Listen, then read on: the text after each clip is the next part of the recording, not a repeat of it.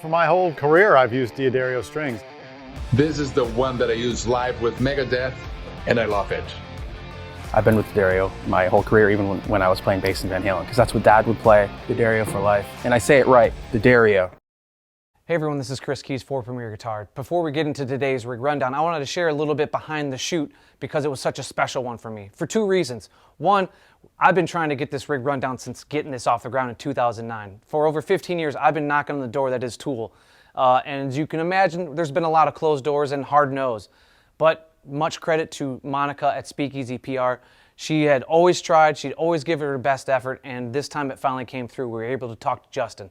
Second reason is I'm a huge Tool fan. Started in punk rock, and really basic rock and roll is what I loved growing up. And so when I was first introduced to Tool, I didn't get it. I was too dumb to rock. Same thing with Rush. It took me a while to get it. And in my late 20s, a friend of mine, Tyler Raymond, just kept introducing me to it. He'd pick different songs, different moments, different moods, and finally it clicked. And so I would say at least the last decade of my life, well my 30s, had Tool as the soundtrack of my life, and many of my adventures centered around going to see Tool. I've seen them in Minneapolis, Chicago, Nashville, obviously, Knoxville, and probably most memorable would be when I went out on Halloween in 2015 with aforesaid friend Tyler. We met for seeing them with Primus on Halloween, and lo and behold, they came out and opened with No Quarter, one of my favorite Led Zeppelin songs, but also they dressed the part, so that was rad. And so going into the shoot at Bridgestone, I was obviously nervous, and as you'll tell in the first couple minutes, I can barely speak, just like now. But it was great because the team there were prepared, and they were ready to welcome us with open arms. A lot of times when we go to the bands, think of bigger arena acts, it's a lot to get into the building. Sometimes it's harder to get into the building than it is to actually film it. But they were ready for us. They had us on the list. We got right in, and Justin's tech, Pete Lewis, who you see in the video, was there from start to finish, and he answered a lot of questions on and off camera that either the answers escaped Justin, or he just gave a really good, cool perspective from a tech, being, backing up one of the best bass players in rock music right now. And Justin himself, again, you never know what we're going to get with the artist. Sometimes they don't know themselves what the rig rundown is, what's expected, what they want to do, what they need to do. And Justin was well prepared, and so, as you guys often put in the comments, we asked them, can you play? But it's hard to do that at an arena show. There's a lot of things going on. They got screens to build, things to test, pyro to do, and as you'll see, Justin not only puts the bass on, and a lot of times guys will freeze up. They don't know what to play. They don't know what to play without the context of the band or the music they're going to play that evening. Justin just rips right into it, and from the start to finish, you hear a lot of those Tool riffs that we all know and love. And after the shoot, we left, me and Perry and Jared were off having a beer. And it's funny, when you're air guitaring or doing anything with Tool, we think of air guitar. But when it comes to this band specifically, a lot of the things that stick with you musically is actually Justin's parts. And he plays those throughout the rig rundown. And he was so humble and gracious. He's awesome. Monica's great for helping us set us up again. Hopefully we'll get Adam down the line and Danny too for the drum rundown. But again, Justin and Pete were great, and without further ado, let's check out the Justin Chancellor rig rundown.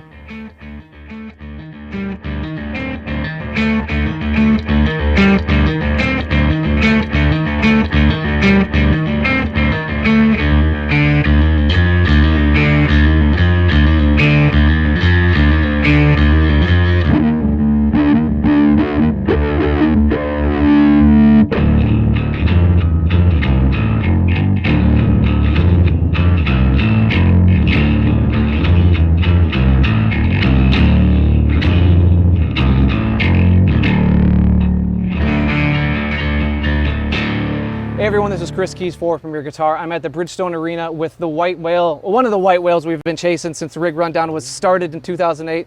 Justin Chancellor on my right, Pete Lewis on my left. How are you guys doing? Excellent. Happy to be here. Happy to talk to you. I feel like I'm Chris Farley on the Saturday Night Live, where Chris Farley show where he interviewed Martin Scorsese or Paul McCartney. But I'm very nervous. But we'll get through this. I'm done rambling. Let's talk gear, guys. You have two wonderful basses, a new friend, an old friend. Let's start with the Wal. Okay, yeah, this is the bass I use for most of the songs. It's not the first one I had. It's basically a replica they made of the first version of this that I had. It's slightly different with the smaller tuning pegs up here. Lighter weight. Lighter weight, a little bit lighter. Okay. Black as well, colour there. But the same woods that my first Wal bass that I bought, the first one I bought was made out of. How did you fall into the Wal family? You know, back in those days. I borrowed a friend's, Greg Edwards, Oh, who yeah. was the bass player from Failure. Yep. We were recording. I was just new to the band, and basically my whatever I was using at the time wasn't working. I think it was actually a Stingray, but it wasn't. It just wasn't cutting it at the time. Yeah. For the Anima record. Okay. So we borrowed his. He had a fretless one that he fretted, but it just sounded immediately filled the right kind of area of sound. So then we ordered one, and it was this, which is like mahogany core, bird's eye maple facings. It's rock mahogany and rosewood neck. It's kind of laminated, and rosewood fingerboard. Now, how long would you say that this has been took over for the original one? How long have you had this in the stable? Oh, I probably got this 6 months after we recorded the album, so I've had it for 26 years or something. I mean, the original one, but this one I've had maybe 15 years or something. Okay. Yeah. And did you use it recording when it comes to recording? Are you using the old one or using this one? I Fear? use this on Fear Inoculum. Yeah. Okay. Yeah. Nice. Now, what should we know, Pete, that you have a unique relationship with Yeah. Justin's instruments? On here, the fans might notice that there's glow-in-the-dark dots. This is critical for when the lights go out in between songs. We've got an amazing crew out here, and they make it very bright, and then in between songs, it's very dark. So Justin can see where he can line his fingers up in the dark. Yeah. So you have a starting position, and then it's off to the races. Yeah, yeah. I mean, it's where the normal marks are, but obviously they light up when it's dark. One of them moved the other night, one fret, which was a little awkward. Yeah. But Pete raced up and fixed it pretty Did quickly. a quick glow-in-the-dark, quick change of the dots. It was a jazz moment for Tool, that esoteric note. Yeah. Now, what should we know about strings? Oh, we're using Ernie Ball strings. We're using the nickel round wound strings. Love Ernie Ball and Brian, all the guys in the customer service. Like we got Derek and Tim, and there's many names I'm forgetting, but they're all amazing at Ernie Ball. Yeah, and there's a gauge of the bottom string's 110, and then it's 85, 65, 45. I think in the regular super slinky pack this is 105, but because we dropped to a D, we pump it down a gauge. But when you're Justin Chancellor, you can get custom-made sets for yourself. Well, yeah, they do them individual, so they just send me out a bunch of 110s and then the regular set. Now let's get back to the kind of the guts of the Wal. I know that it has like an onboard filter system. In terms of like an EQ, is that something that's kind of dialed into your, developed your, when people hear you guys live and on record, it's part of that sound that Wal instruments are. Yeah, I mean the preamp in it is just really amazing and powerful. And pretty much when I got this bass the first time, I just popped all the buttons out. It's got like a little pick attack gain when you pop the put out, and I have everything on 10 apart from the blend of the pickups, which is right in the middle. Yeah. So.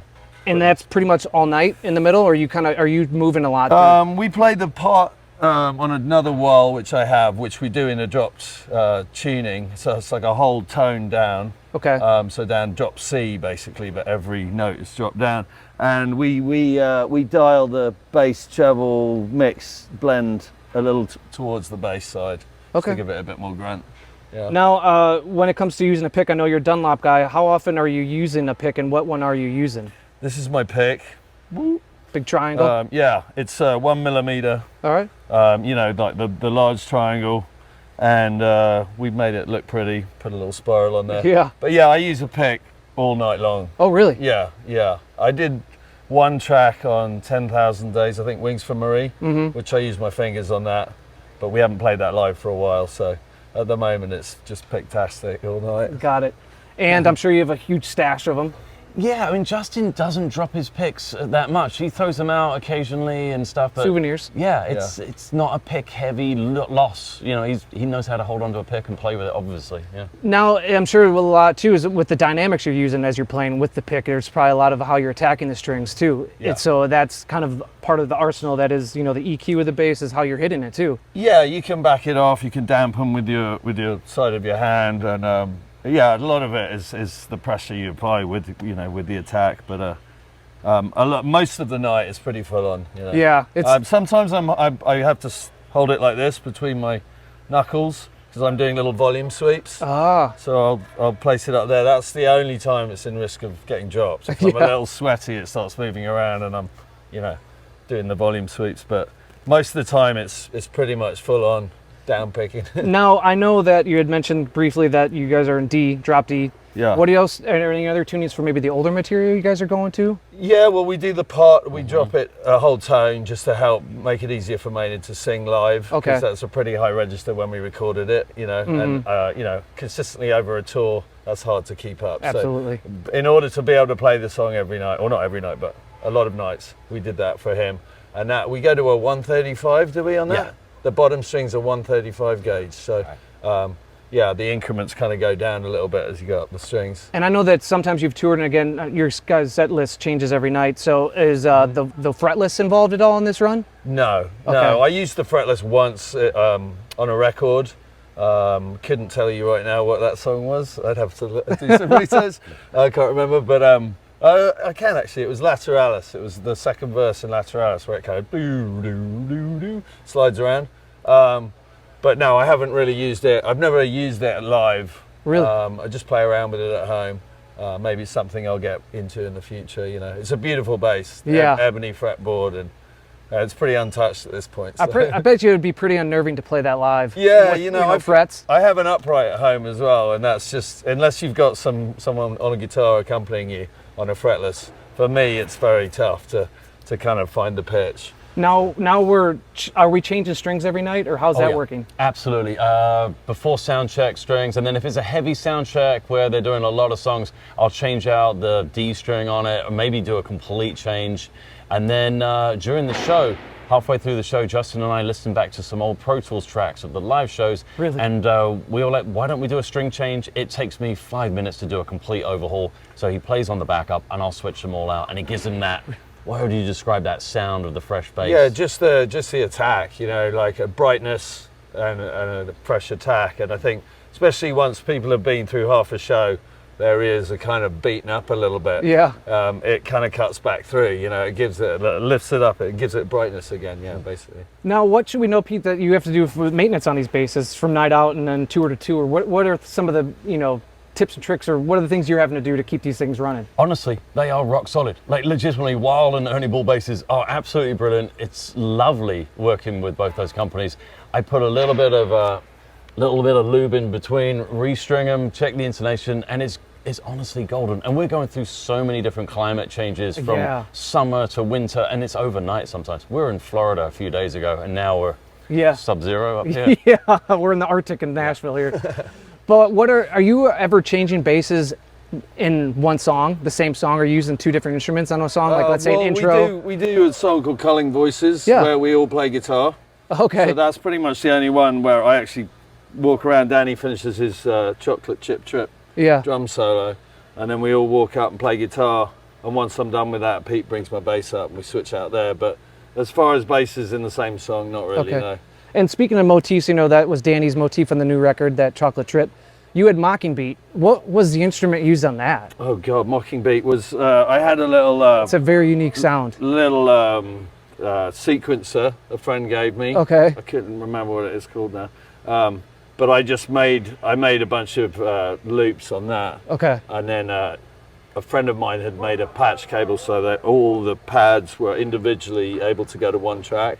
So then I was able to mix it and affect each sound differently. So I spent quite a lot of time with Joe Barresi just kind of making it really, giving it more depth, But no bass, no actual stringed instruments used on that? No.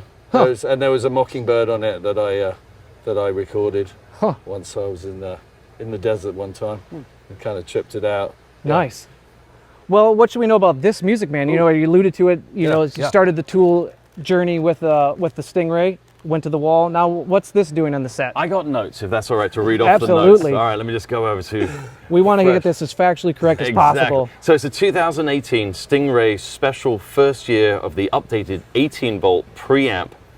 The old ones are 9 volts. Okay. And it's got the neodymium magnet pickups, roasted maple neck, and a rosewood fretboard with a oil/wax blend neck. and it's lighter than the older models, and it's got way more power, a little bit more headroom. But it was lighter, and then I asked them to put a brass scratch plate on there. Which that's actually kind of added quite a bit of weight back to it. But yeah, I'm just a big fan of that metal, so but also made it a little different. Yeah. Sorry to jump on you. The metal isn't finished, so you see any sweat and all that stuff, it just instantly goes in there, and then at the end of the tour, if I haven't remembered to wipe it all off, it starts getting that patina on it, and it looks really... Yeah, I was hoping it would slowly go green like the Statue of Liberty, but we're probably going to have to wait like 50 years for that. So. Yeah. Now, was this Brian's invention or Scotty's invention or Sterling Ball's invention here with the tape? What's going on there with the tape? Well, this is we play Descending, one of the new tracks, and we don't actually have the increments of, the numbers on the pots here. So we had to we start in this position quite low down, but we obviously, when we were in the studio, we wanted to, we did several takes, so we wanted to nail the same levels for each part of the song. I mean, it goes up over 3 minutes, each verse goes up a little bit. So this was actually original from the studio, and it's not particularly attractive, but it's the real deal. That's what works. So we keep it for the live thing. If that's how it goes, I don't want to tell you how to do your job, but if the song's called Descending and the volume's ascending, I feel like you guys missed a chance there. But yeah, note the high-tech solution there. We got tape and looks like different colored markers. Yeah, good old markers, blue, pink, and brown. It looks like, but yeah, it always does the job. It's just a visual thing that works. What do you dig about the 18-volt preamp? Maybe that's your first. I don't know if you've dabbled or have all the other preamps with 18 volts. What do you notice as you're playing it? Just clear and powerful, Okay. Kind of a nice round sound as well. Okay. My old Music Man's a little more high and low. Real like cut at the high end and real very much low end, and not so much in the middle. I think it's got a little more roundness to it. This one, yeah. Now, have you ever explored or thought of going beyond the 4 strings? I know that's Never. Really?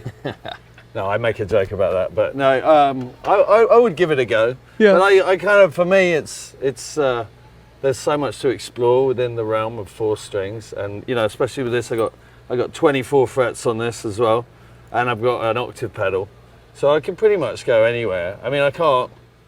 Going lower than the bottom string is challenging, especially with the pedal track. Yeah. That tracking gets a bit weird. But I'm sort of obsessed with just keeping it this way.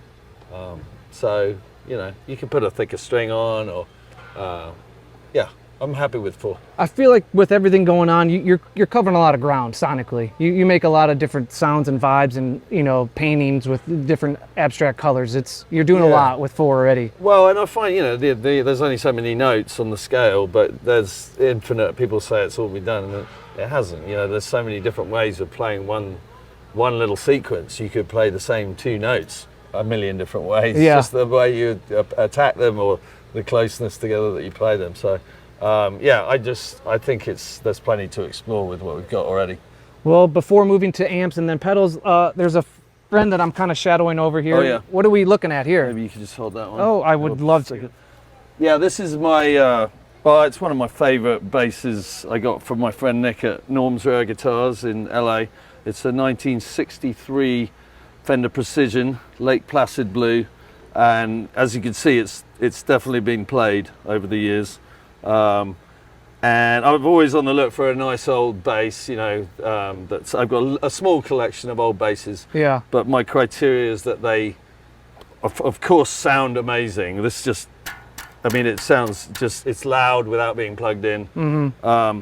But also that I can play them, that I don't feel bad about actually, banging away on them. So the fact that it's a little beaten up is just more attractive to me. It means it's a working bass, How long has this been part of the collection? I've had this about 15 years. Okay. And I just, I take it with me. It's really inspiring to play. So I've written a lot of stuff on this, and it's really, I don't play it in the band. It doesn't quite have the output that these guys have. All right. But, I have it on the bus. I take it into the hotel room, and generally have it around all the time just to warm up, or just to write on, Yeah, I'm sure it's very inspiring. Yeah, it's a beautiful bass. I mean, it's probably one of the nicest sounding. I've recorded stuff with my other band, Empty Void, on this. Oh yeah. Quite a lot of it is just sort of through a DI, and it works really well because a lot of the stuff on that we kind of crunch the sound and change it quite a bit. Yeah. So it doesn't really matter what the output is as far as that goes. But yeah, it's a beauty. I got to ask before we move on to amps real quick, you brought up another project. I know that you were featured on Isis's record, Panopticon. Oh yeah. Altered Courses. Yeah. Do you remember what bass you used on that song? No. Okay. Oh, I do. It was the original Wal. Oh, perfect. Yeah. It was not this one, but the original one.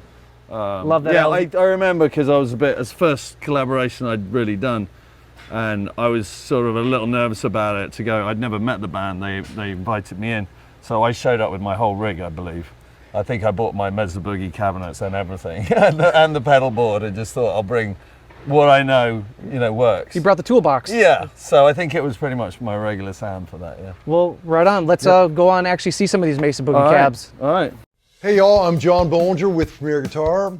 So our rig rundowns for a long time now have been sponsored by D'Addario.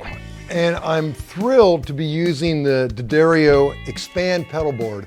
I've got this little guy that fits in my gig bag, and like many of you, I'm changing pedals all the time. I love having a board that can shrink as I'm shrinking my board or expand as I'm expanding it. And that's why I love the Expand pedal board. Their patented telescoping technology lets me instantly change the size of my pedal's playground.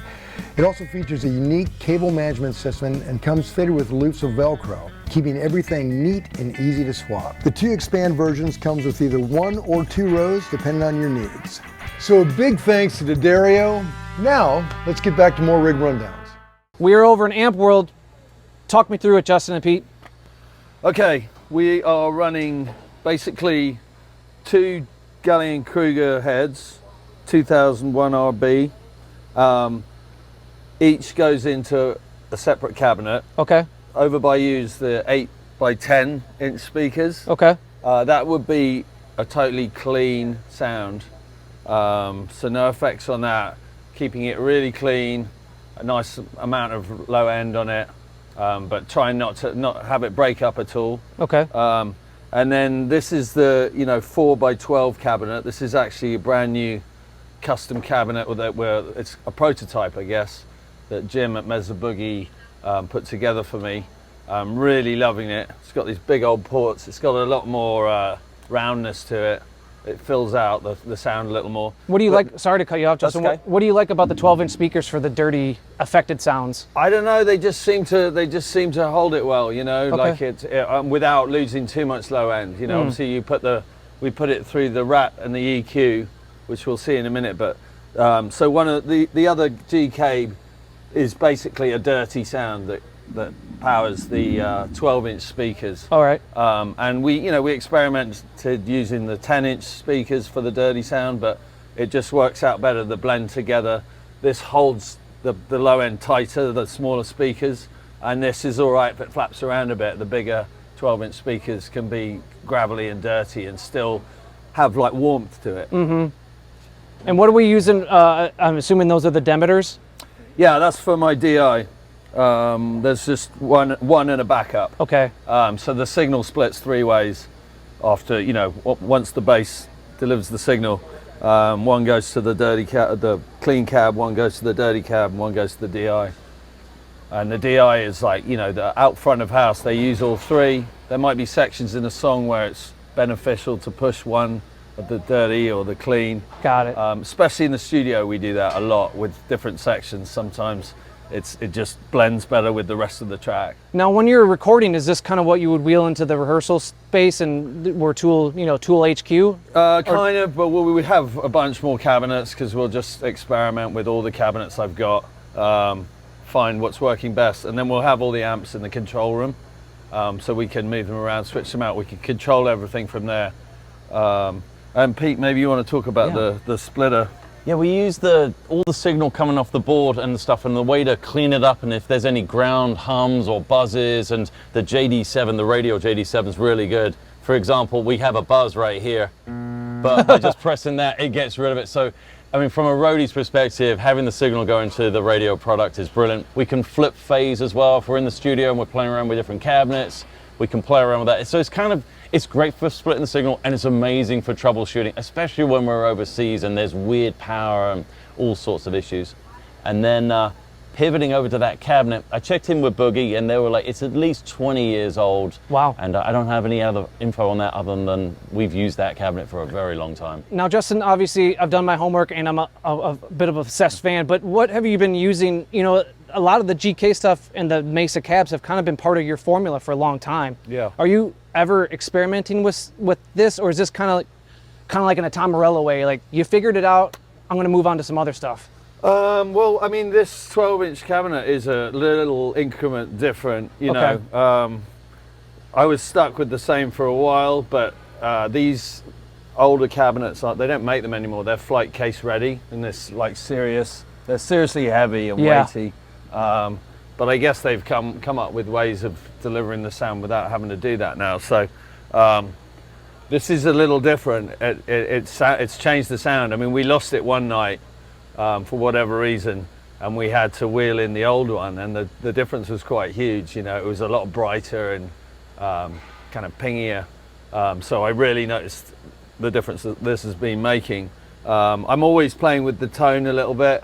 Okay. Maybe it's because my hearing's changing. Yeah, right. But just tweaking what I already know, basically, and otherwise, yeah, sticking with the same sort of formula. Well, there are a lot of things that change, and then that changed your sound, and that's a pedal board. So if Yep. we could do that, let's check it out. Let's do it. All right, gentlemen, we are over at the mothership. Pete, what should we know about routing? Routing, well, the brilliance of working with Justin is it's bass on a cable straight into the Ernie Ball volume pedal, which is just brilliant. And then it pretty much just swings the signal flow just swings along the front with a little jump up to the pink pedal that Justin will touch on when he's playing. And then we go into, at the end, Justin's custom pedal that he'll talk about when we get to it. And then that shoots over to the radial and then comes back to the Rat and to the EQ pedal. And the great thing about this pedal board is this is the second version of this giant pedal board. And the great thing about being with Tool is it's almost unlimited space for the backline department to have as big as you want. So if Justin wants this layout, we can have a massive pedal board, and it doesn't, we're not in a van. We're in semi-trucks and in arenas or stadiums. But what we did do this time around was, so Justin can get this in his car, I made it so it detaches in the middle. I see the hinges, and we can split it, and he can take it for sessions and all sorts of things. Yeah. And we have 2 individual cases for it. And also, EBS just sent us a whole bunch of great cables. These are the gold tipped ones. They're flat, and there was a noticeable difference in the sound and of improvement and stuff. So shout out to EBS. What are we using for instrument cables? Instrument cables, it's the Megami. Yeah, top of the line. It's fantastic as well, but shout out to the EBS guys. Yeah, just to mention using the cable, it's not something, it's very common these days. Everyone's wireless, but we've done a lot of experimenting with wireless packs, just literally A-being it, standing there in the studio, and the difference is huge. Really? Yeah, there's a spike in the level, clarity, so we just stuck with it because it gives it that little extra kind of, bit of detail to the whole band. Adam does the same thing. So. Pete, what keeps you up at night with the rig this, I don't want to say complicated, but there's a lot going on. What keeps you up at night, gives you nightmares? There's certain cities in the world that I know when we go to, there's radio stations that are broadcasting at a high ampage out, and we've got one giant antenna here. So radio frequencies popping up on the pedal in the rig somewhere keeps me up at night. And there's ways to eliminate that, roadie tricks and stuff. And can you care to divulge, or yeah, trade secret? What do you do? I asked the boss to buy a brand new Wal bass, and that eliminated it because the old bass sounded amazing, but it did pick up a lot of RF, even though we were trying to figure out new things. So thank you for buying a new bass. You're welcome. And then the next thing is the boss, I think it's the sound. Noise suppressor. Noise suppressor pedal. I can engage that. It's not in the loop permanently, but in between songs, if we're picking up a perfect song by name a big band, in between songs, I'll hit that and it gets rid of it. That way the band isn't like, what's going on? Yeah. And then when they're playing, it's hard to overpower Tool with a radio frequency. Absolutely. Yeah. One last question. What's going on with the special shielding we got with the boss pedal here, the bass equalizer or the Boss I was equalizer? talking about the. Yeah. So as you see, it's got open slots on top, and like we do festivals, it can be rain. It's all types of Okay. weather. We're exposed, and so it's just to stop the rain from going in there and the dust, and it keeps it going. It's been there since I started, and Justin's had a lot of great techs work for him over the years. So if it's working, I leave it in place. And that never changes. That's the set EQ for the dirty cab. So The slight smile EQ. yeah, exactly. Yeah. Well, Never fails. Justin, let's start this party off. Tell me about your pedals and how you're using them, man. Well, this is volume right here. So once we got that up, we can go down the line. Tremolo right here.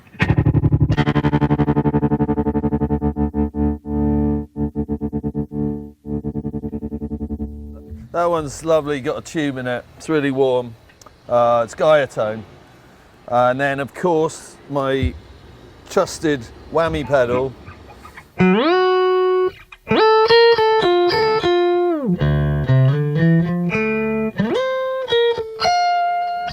So I don't want to discount the signature wah fuzz that we'll get to in a minute, but would you say the bass whammy is kind of your most crucial pedal, based on like you need that to pull it off? I would say it really helps me do stuff that isn't so bass orientated. Some of the lead stuff I do when Adam holds down the rhythm and lets me go above it.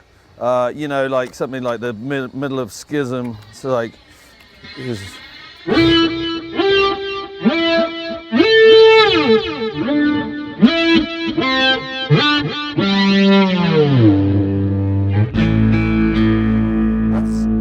that's bypass right there. So Okay. that's actually the way I get out of that situation. I've got every pedal on.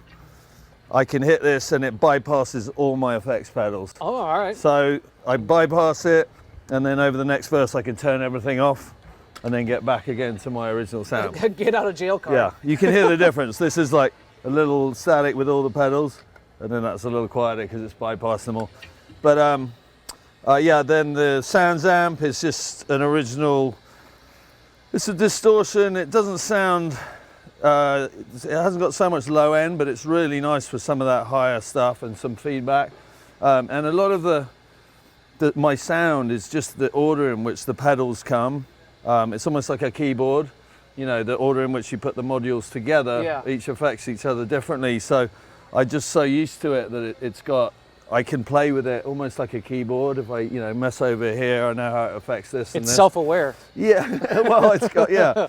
And then, you know, the Boss pedals, classic chorus, flanger, delay pedal is one of my really, you know, good friends. And again, you can see the classic bit of white tape with all my different marks. Spare no expense for Tool. You know, through the show, I'm moving that by hand, just nailing, you know, different little letters there. That'll be Flood, you know, that'll be The Grudge. And yeah, it's got a little, there's a little variation, you know, but it's close enough. How are you using that different than the Providence delay? You Well, know? okay, so the Providence is, specifically, we started using that for the song Numa, Oh, okay. where the guitar and the bass, we wanted them to just completely sync up the delay. So if you, we got it on here, is.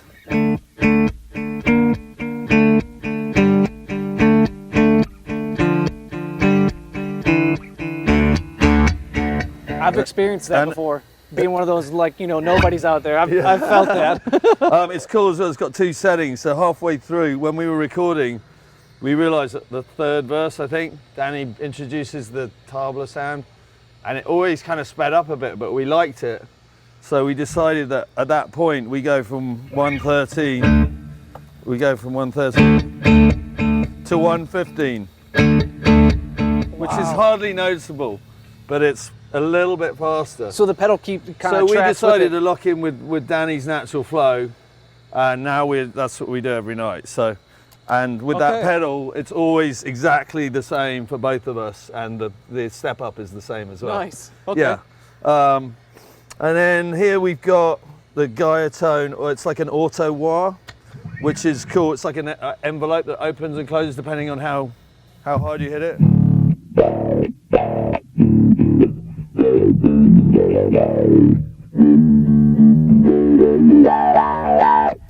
probably know that from The Grudge. I recognize a lot of these riffs. Adam gave me that, I think in Japan, and I just fell in love with it. And I've used it on a few records, so that's always, you know, that's pretty much in there. This is, God, what's the name of the maker? Game Changer. Game Changer again. It's a sustain pedal, like on a piano.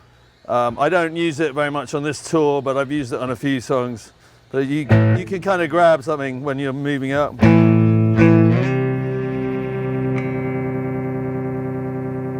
Which is, you can get some interesting effects depending on where you apply it during the movement of your hand. So that's kind of fun. And also it's you know, it's quite a unique pedal, something that does something different. So I was like, I've got a slot there, I'm going to put something interesting in there. And then, you know, the mothership right here.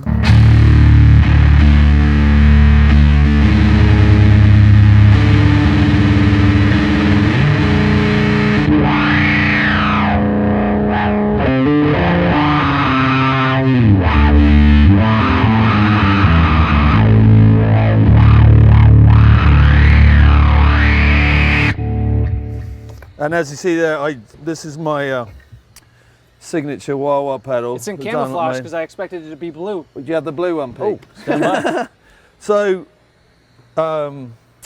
yeah, Jimmy Dunlop made a couple of these especially for me in this kind of rusty chuck finish, which there are only 4 of, which is very nice to have my own special ones. Yeah. Here's the original blue one, which is, you know, anyone else can get.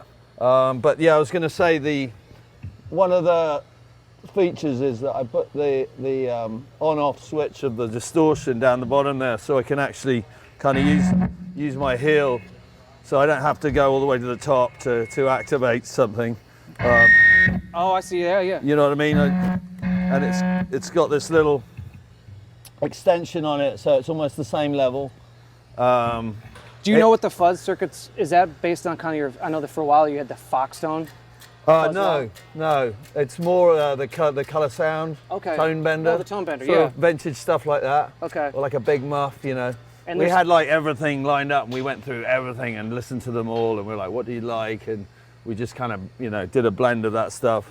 And the 2 filter settings, what are those kind of going after? So this is a basic wah-wah. It's more of a traditional wah-wah. Okay, like a crybaby. On the top.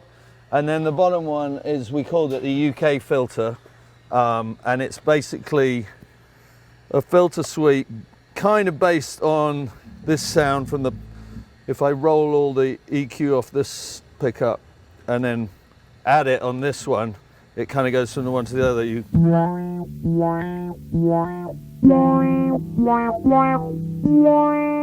So we kind of based it on that, try to imitate that a little bit. So it's, well, I'd have to do it with my.